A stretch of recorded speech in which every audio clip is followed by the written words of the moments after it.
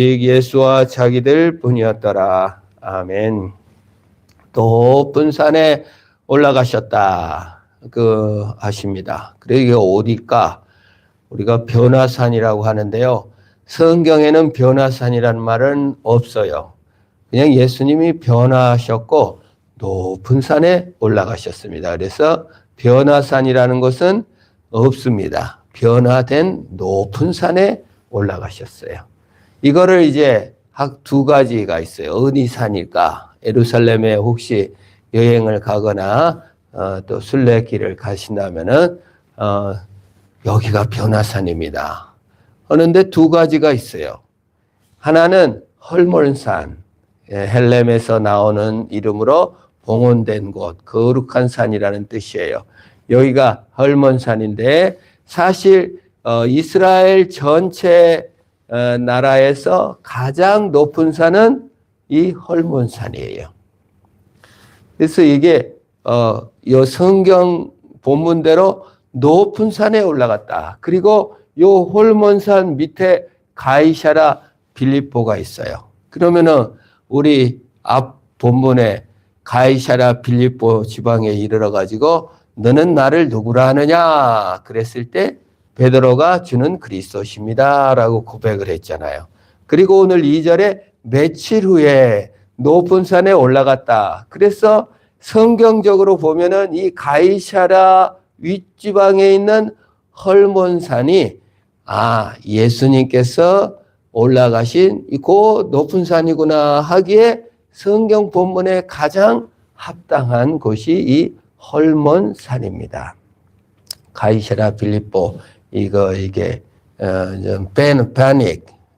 패닉이 왔다 해서 불 달린 염소 요정들이 사는 굴, 또 제우스 신과 황제를 섬겼던 그런 이 큰 신전이 두 개가 있었던 그런 이 가이사랴 지방에 지나서 며칠 후에 헐몬산에 오르신 것이 참 성경적으로 합당하다는 생각이 듭니다. 요즘 사진이에요.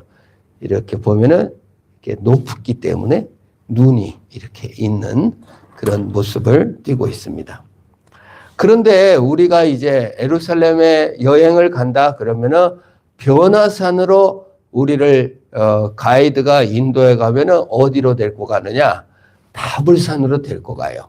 그래서 거기 가면은 변화된 예수님 변화산 기념 교회가 있어요. 그리고 교회도 딱 지어져 있어요. 그래가지고 여기가 변화산입니다 하는 산이 우리가 예루살렘에 방문하면 그 관광 가이드가 인도해서 간 변화산은 다볼산이에요. 다볼산은 이렇게 생겼어요. 그렇게 높지는 않아요. 다볼산 어디 나옵니까? 사사기에서 최초의 여선지자 드보라와 바락이 여기 그 가나안 왕 야빈이 쳐들어와 가지고 철번거 600개를 데리고 이렇게 왔을 때 이 드보라와 바락이 여기서 1만 명이 산에서 있다가 이렇게 내려와서 가나안 왕 야빈 철번거를 무찔른 이게 이제 비가 와가지고 여기 홍수가 나서 밑에 철번거들이 꼼짝 못할 때 바락과 드보라가 승리한 산이 이 다볼산이에요.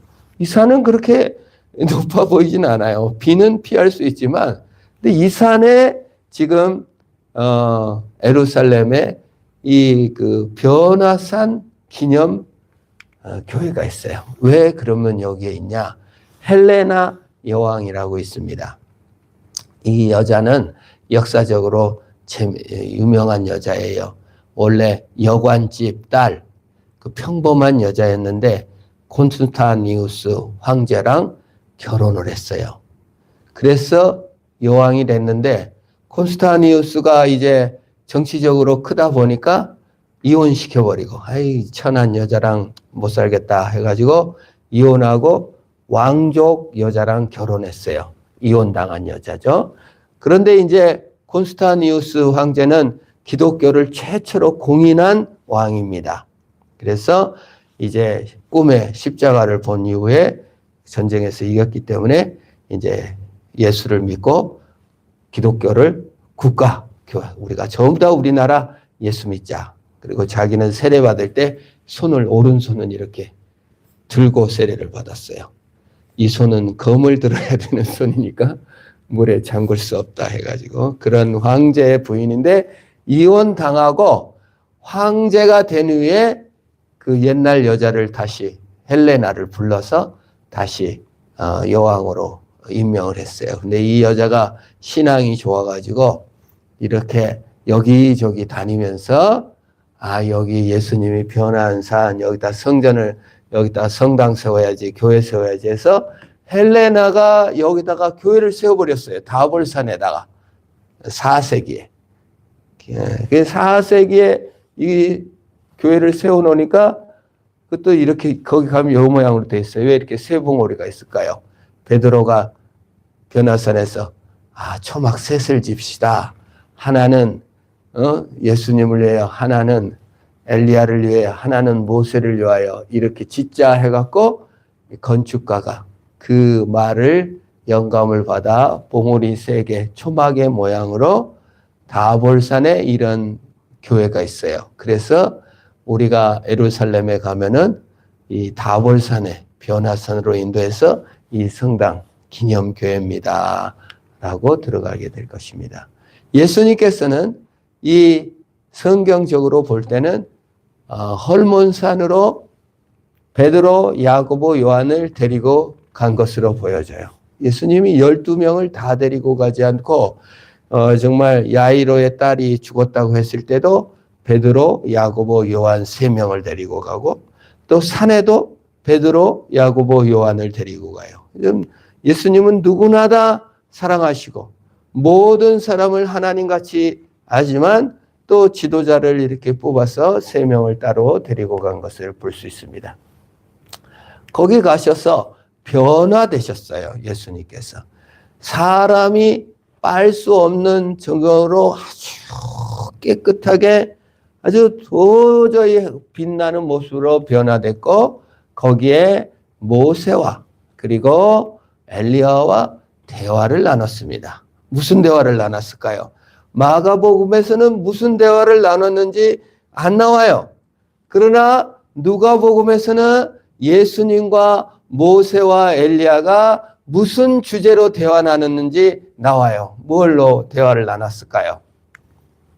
변화되신 예수님께서 모세와 엘리야와 대화를 나눴는데 누가복음에 무슨 주제로 얘기 나왔는지 나옵니다. 한번 읽어볼까요? 누가복음을 9장 31절입니다. 같이 한번 앞에 화면을 보시고 한번 읽어봅니다. 시작.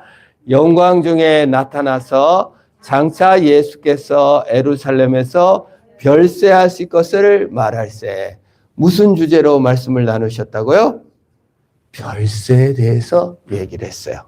그 별세는 예수님의 죽음에 대해서 얘기를 모세와 엘리야와 예수님께서 예수님의 죽음을 주제로 얘기를 나눴다는 거예요. 참 별세, 나눌, 이별별에 나눌 인간세. 예수님께서 별세, 예수님께서 죽으실 것에 대하여 모세와 엘리야와 얘기를 나눈 겁니다. 그래서 이 말은 뭐냐? 모세가 예언한 모든 것들이 예수님의 죽음과 부활을 얘기하는 것이고 엘리야가 예언한 모든 것들이 예수님께서 죽으심으로 사람을 살릴 것을 얘기하고 있다는 것이에요. 성경이 예언하는 모든 것은 예수 그리스도의 죽음을 통하여 예수 그리스도께서 하신 일을 통하여 구원 얻을 것임을 보여준 거예요. 왜 이걸 보여줬을까요? 베드로가 신앙 고백하고 예수님이 죽으실 것과 부활할 것을 얘기하셨을 때 베드로가 꾸짖고 항변하며 안 됩니다, 안 됩니다 하고 예수님을 꾸짖었잖아요. 그래서 예수님께서는 이 베드로, 야고보, 요한을 데리고 높은 산에 가셔서 내가 온 이유는 이 고난을 왜 왔다? 죽으러 왔다. 예수님의 목적과 예수님의 영광을 보여주면서 너희들의 영광은 이기는 거, 성공하는 거, 잘 되는 거 이거지만 나의 영광은 내가 죽음으로 너희 죄를 사하여 너희를 하나님같이 되게 하는 영광에 들어가는 것이다 라는 것을 보여준 거예요. 그래서 하나님의 계획이 참 놀랍습니다. 여러분, 하나님께서 온 우주를 창조하시고 아담과 하와를 창조하셨어요. 그런데 인간이 범죄했어요. 타락해버렸죠. 그러면 어떻게 합니까? 타락하면은 그냥 싹 쓸어버리고 죽여버리고 새로 만들어가지고 새로 하신다든지, 지구, 450억 광년 되는 온 우주 얼마나 크고 넓고 광대합니까? 하나님께서 지구 하나 더 만드셔가지고 거기다가 새 인류를 창조해서 그냥 멋들어지게 죄 안 짓게 만드실 수도 있어요. 그런데 하나님께서는 타락한 인간을 회복시키는 방법이 굳이 찾아오셔서 그냥 죄인을 위해 구속하는 방법. 하나님께서 예언하시고 모세를 통하여 엘리야를 통하여 예언하시다가 나중에 그냥 사람이 되셔서 기저귀를 차시고 엄마의 볼을 받고 젖을 빨며 참 연약한 인간으로 와서 목수일을 따라다니며 피난당하고 넘어지고 깨지고 아프고 울고 모든 인간의 고통을 겪고 나중에는 해골 갈보리 언덕에 올라가셔서 죽으심으로 말미암아 그것도 그냥 가로 십자가도 못 매가지고 비틀거리다 쓰러져서 구레네 사람 시몬이 메고 가서 고통 겪으시면서 그 고생하셔서 죄를 대신하여 죽으시고 우리 인간을 구원하시고 재창조하셔서 하나님 같은 존재로 구속하여 주셨다 그 말이에요. 왜 이렇게 힘들고 복잡하게 하셨을까? 모세에게도 우리 출애굽기 할 때 하잖아요. 이스라엘 백성들이 범죄하니까 하나님이 싹 쓸어버리겠습니다. 쓸어버리겠다. 그랬더니 모세가 안 됩니다. 나가 생명책에 지워질지언정 참 이스라엘 백성들을 살려주십시오. 하나님의 원래 마음이 싹 쓸어버리고 새로 시작하는 게 아니라 못나고 병들고 죄인인 사람들을 재창조하는데 그것도 그냥 하나님이 천국에서 하늘에서 빠바방빵빵 그냥 쏴갖고 바로 창조하면 되는데 굳이 죄인된 인간을 그대로 놔두시고 다시 예수 그리스도 하나님의 희생으로 우리를 재창조하는 구속을 하셨다 그 말이. 왜 이렇게 복잡한 방법을 통해서 하나님께서 그 일을 행하시나? 그게 하나님의 지혜요, 하나님의 자비요, 하나님의 공의인 줄 믿습니다. 우리 죄인이 되셔서 죽어주심을 통하여 우리 타락한 인간을 새롭게 하시고 우리가 또 바로 예수 믿자마자 천국으로 뿅 가면은 얼마나 좋겠어요. 그러나 죄인된 감성을 안고 정말 직장도 다녀야 되고 가정도 꾸려가고 자녀도 이루어가면서 고생과 이런 거를 통해서 인간사를 겪으면서 참 돈도 벌어야 되고 건강의 문제도 있고 이런 거를 통해서 이 고난을 통하여 그리스도에 동참하게 되고 하나님의 영광을 바라보게 하는 그 길을 가게 하셨다 그 말이에요. 바로 하늘 천국에 안 보내시고 이 땅의 삶을 통하여 자신의 연약함을 보게 되고 고난을 보게 되고 그리스도의 영광을 보게 되고 나이 들고 늙어가며 병들어가며 고난을 겪으면서 참으로 이 땅의 것이 아닌 하늘 영광을 바라보며 재창조의 기쁨을 맛보게 하셨다는 겁니다. 그래서 재창조예요. 누구든지 그리스도 안에 있으면 새로운 피조물이라 이전 것은 지나갔으니 보라 새 것이 되었도다. 고린도서의 말씀이죠. 재창조를 하시고 새롭게 빚으셨다는 겁니다. 그 뭘로? 예수님의 죽음으로 너희를 재창조하고 예수님의 죽음으로 너희를 영원한 천국으로 인도했다. 너희들의 공로와 자랑으로가 아니라 예수님의 희생과 죽음으로 우리를 새롭게 하셨다는 것을 알려주기 위해서 높은 산에 올라가셔서 죽음에 대해서 별세에 대해서 설명해 주신 거예요. 그래서 고난이 영광이요, 죽음이 영광이다. 고난이 영광이요, 죽음이 영광이다. 너의 고난이 이상한 것이 아니다. 너의 약해짐이 이상한 게 아니다. 그걸 통하여 하나님의 재창조, 그리스도의 재창조가 너희에게 임박하였음을 알려준다는 것을 우리에게 선언해 주는 것입니다. 그런데요, 이 별세 얘기를 듣고도 베드로가 제안을 합니다. 오늘 성경에 뭐라고 제안하나요? 초막을 3개를 짓겠습니다. 왜 그랬을까요? 근데 오늘 성경에서는 베드로가 무슨 말을 하는지를 모르겠다. 무슨 말을 할지, 그가 무슨 말을 할지 알지 못함이더라. 무슨 말을 하는지, 뭔 뜻이 있는지 모르고 했다. 그 말이에요.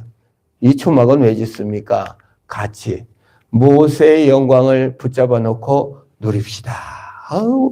내가 모세 한 번만 보면은 그냥 홍해를 가른 모세, 홍해가 가른 건 아니지만 하나님과 함께 했던 모세 한번 직접 만나봤으면 좋겠다.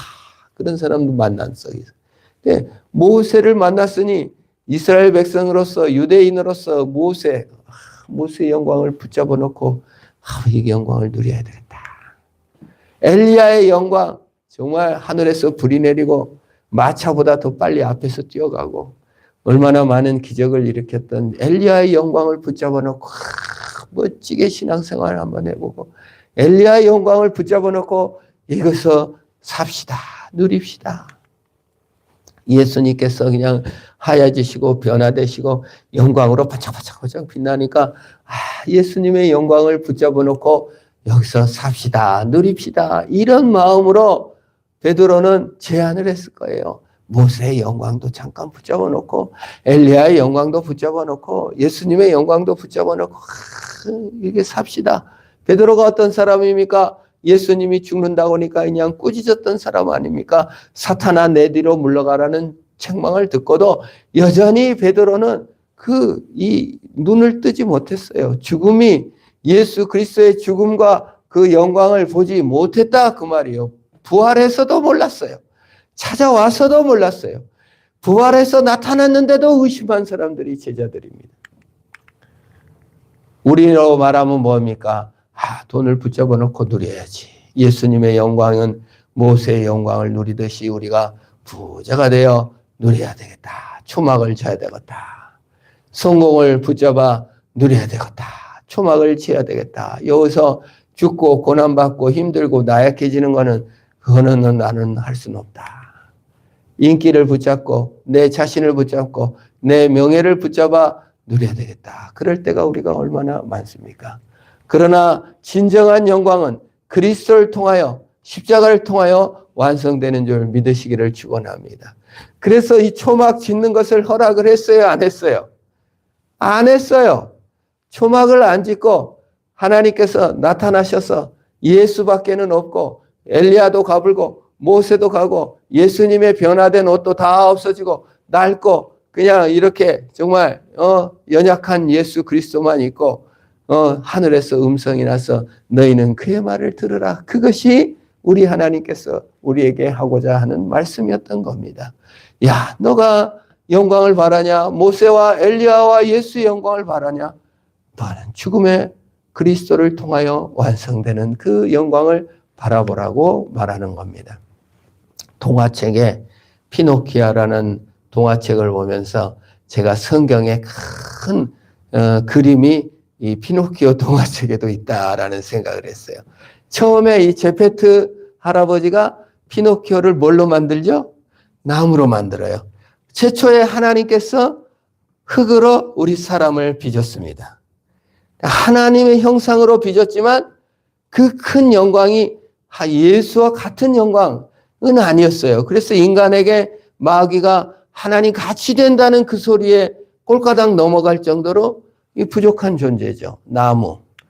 근데 이 성경을 보면, 이 동화책을 보면 이 피노키오가 그 제페토 할아버지가 그냥 이런 외투도 팔고 해가지고 돈을 마련해주고 책도 사주고 학교를 보내는데 순진해가지고 이 고양이랑 늑대가 만나가지고 홀라당 그냥 속아가지고 돈 다 뺏기고 삐게요. 이거 보면서 아담과 하와가 순진해가지고 하나님같이 된다 하니까 그냥 건 마음이 들떠가지고 이게 그냥 따먹잖아요. 선악을 알게 하는 나무 열매를. 피노키오도 그냥 그 맛 들고 있다가 얘네들을 말에 홀다당 더 돈 번다, 뭐 크게 된다 이런 말에 속아가지고 이게 돈 다 잃고 그리고 또 공부하기 싫어가지고 극단 따라다니다가 당나귀가 돼가지고 고생하고 채찍에 맞고 막 하다가 이제 상어 뱃속에 들어가서 그 할아버지 제페토 할아버지를 만나서 자기 이 몸을 태워가지고 나무 몸을 태워서 연기를 내가지고 자기 몸을 희생해서 굴에 나와가지고 이 천사의 도움으로 진짜 사람이 돼서 나무에서 진짜 사람이 되었다. 이 동화를 읽으면서 인간의 미래가 이런 속에도 있다라는 생각이 들어요. 처음에 우리 인간이 흙으로 지음받은 연약한 인간이요. 또 유혹을 받아 이렇게 선악을 알게 하는 나무 열매를 따먹고 자신의 공로, 자신의 기쁨, 자신의 행복을 위해서 돈을 팔아먹고 할아버지의 수고를 팔아먹고 그냥 당나귀가 되고 노예가 돼서 하듯이 인간이 하나님 영광을 드러나서 죄의 노예, 일의 노예가 되고 자신의 노동으로 자신이 쌓은 무화과 나무로 자신의 공로로 자신을 증명하려고 애쓰다가 당나귀가 돼가지고 완전 일꾼이 되고 자신의 공로를 높이려고 바벨성을 쌓다가 그냥 하늘같이 하나님같이 되보자고 애쓰지만은 결국은 흩어져서 전부 다 뿔뿔이 흩어지게 되고 그 모든 것을 예수 그리스도께서 해골 언덕에 오르셔서 희생하고 죽으심으로 말미암아 이제 인간이 새로운 존재가 됐는데 그것은 정말 처음 꿈꾸던 하나님같이 되고 예수와 연합되어 예수의 신랑이요 예수님이 신랑이요 우리는 신부로 하나님과 연합된 존재 예수님 같은 존재로 완전히 영원히 사는 존재로 재창조됐다 그 말이에요. 처음 창조는 흙이었지만 이제 마지막 재창조는 예수님과 같은 하나님과 같은 존재로 영원히 살게 된 줄 믿으시기를 바랍니다. 이게 바로 예수의 희생으로 피노키오의 희생은 자기 희생이 아니라 결국은 천사의 도움으로 사람이 되듯 하나님의 능력으로 예수 그리스도의 능력으로 우리가 완전히 재창조되어 예수님과 같은 예수님이 첫 열매고 우리가 나중 열매로 영원한 하나님과 같이 영원히 살게 될 줄 믿으시기를 바랍니다. 이게 신비예요. 그래서 이 과정을 겪은다고요. 굳이 처음에 사람으로 만들지 않고 나무처럼 연약한 존재에다가 그리스도의 영광을 덧입혔다 그 말이에요. 그래서 이 땅에서 고난받고 이 땅에서 성공을 좀 못했다 이런 걸로 괴로워하고 슬퍼할 게 아니라 더 큰 영광을 기다리고 있기 때문에 육신이 쇠해지고 고난이 있고 어려움이 있어도 곧 우리가 예수와 연합한 존재가 될 줄 믿는 믿음으로 가는 겁니다. 그 길을 가는 거예요. 그 이야기가 그 스토리가 진행 중이라 그 말이에요. 그래서 당나귀로 돼서 노예가 되는 경험도 하고 직장의 노예가 되는 경험도 하고 그냥 순진하게 속아가지고 그냥 고생도 해보고 그냥 별 그런 괴로움을 겪는 거예요. 그걸 통해서 더 큰 영광 예수 내 공로 내 자랑 할 거 아무도 없구나. 내 욕망 별 것도 없구나. 그리스도께서 이루신 일 십자가에서 완성된 일로 나를 새롭게 하시고 빚으시고 완성할 것이라는 믿음을 눈을 뜨고 인내하고 참고 견디게 되는 줄 믿습니다. 그게 신앙이에요 사실.